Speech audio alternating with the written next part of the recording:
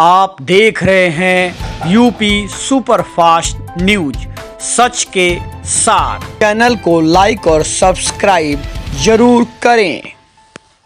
राजधानी लखनऊ में समाजवादी पार्टी के मुख्यालय में राष्ट्रीय अध्यक्ष की अगुवाई में प्रेस वार्ता का आयोजन संपन्न हुआ, जिसमें मौजूदा नगर निकाय चुनाव पर बोलते हुए समाजवादी पार्टी के राष्ट्रीय अध्यक्ष अखिलेश यादव ने सरकार पर भेदभाव का आरोप लगाया। आयोग ने, उस कमेटी ने रिपोर्ट तो दी, लेकिन वो रिपोर्ट कभी सार्वजनिक नहीं की गई। और सरकार ने ये कहा, सरकार की मंशा ये थी कि क्लास 3 और क्लास 4 में कितने पिछड़े नौकरी पा रहे हैं, उनकी कितनी गिनती है उसमें। लेकिन सरकार ने अभी तक उस रिपोर्ट को पब्लिक नहीं किया है, किसी की जानकारी में नहीं लाया गया।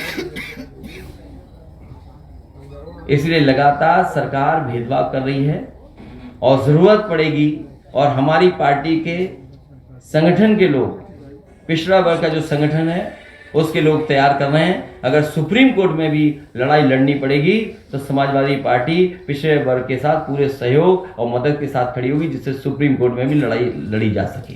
क्योंकि सरकार पे भरोसा नहीं है और सरकार न केवल आरक्षण पे भेदभाव कर रही है, बल्कि चुनाव से भी भागना चाहती है।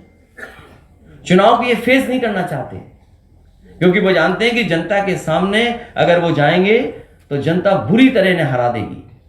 हाल में जो चुनाव हुए हैं उन परिणामों ने बताया है कि पिछड़े, दलित, अल्पसंख्यक सब वर्ग के लोगों ने मिलकर के एक हो करके इस भारतीय जनता पार्टी की गलत नीतियों के खिलाफ वोट डाला था। चाहे वो मैनपुरी हो, खतौली हो और रामपुर में जो बेईमानी की, वो सब जानते हैं। इस वार्ता के बाद अयोध्या के पीड़ितों ने अपना दर्द बयान किया है कि अयोध्या में रात में 9:30 बजे बत्ती काट करके हमारी दुकान बुलडोजर से गिरा दी गई, जिसमें हमारा बहुत बड़ा नुकसान हुआ और कोई सुनवाई हमारी नहीं की गई। आज तक एक पैसे का हमको मुआवजा तक भी नहीं मिला किसी प्रकार का। काफी परेशानी हो रही है साहब, और कोई सुनने वाला अधिकारी अफसर भी नहीं है। न डीएम आ रहे हैं, न मुख्यमंत्री सुन रहे हैं हमारी बात को, न पीडब्ल्यूडी भी बात सुन रहा है। कोई नहीं सुनने के लिए तैयार है और हमको परेशान किया जा रहा है साहब। हमारी दुकान तोड़ दिया गया। मौजूदा योगी सरकार में अयोध्यावासी पीड़ित हैं और अपने दर्द को आज सपा कार्यालय पर प्रस्तुत किया। अपने दर्द को बयां करते हुए पीड़ितों के आंसू निकले। बहुत ज्यादा नहीं दिए, बोले देंगे, कोई नहीं दिया हम लोग का।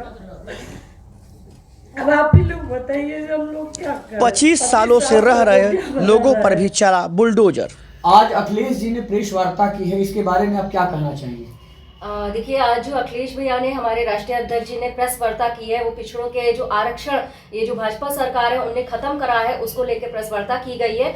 और जैसा कि आप लोगों ने सभी ने देखा होगा कि चुनाव आयोग की तरफ से अधिसूचना, घोषणा और प्रेस विज्ञप्ति सारी चीजें हो गई थी। उसके बावजूद ये हुआ कि चुनाव को रोका गया है। चुनाव के लिए जितने भी आरक्षण दिया गया था पिछड़ों को, वो समाप्त कर दिया गया है। यहाँ पे अभी मंडल कमीशन के माध्यम से जो हम पिछड़ों को आरक्षण मिला था, ये सरकार, ये जो भाजपा सरकार है, ये उन आरक्षण को भी खत्म करना चाहती है। और केवल हम पिछड़ों की ही बात नहीं है, क्योंकि हमारी आबादी तो सबसे ज्यादा है। इसके अलावा जो संविधान में बाबा साहब ने SC और ST हरिजन को भी आरक्षण दिया था, कुछ समय बाद ये भाजपा सरकार उसको भी खत्म कर देगी। मतलब अभी ये शुरुआत है। जी बिल्कुल, अभी तो ये शुरुआत है। अभी तो ये केवल बैकवर्डों का आरक्षण इन्हें समाप्त किया है। अभी ये देखे रखिए, धीरे धीरे ये सबका समाप्त कर देगी। हम महिलाओं को भी आरक्षण को समझा। जिस तरीके से चुनाव की तैयारी चल रही थी, सारे जो भी प्रत्याशी हैं, जो भी नेता हैं, अपने अपने क्षेत्र में उतर गए थे, अपने प्रचार में लगे हुए थे।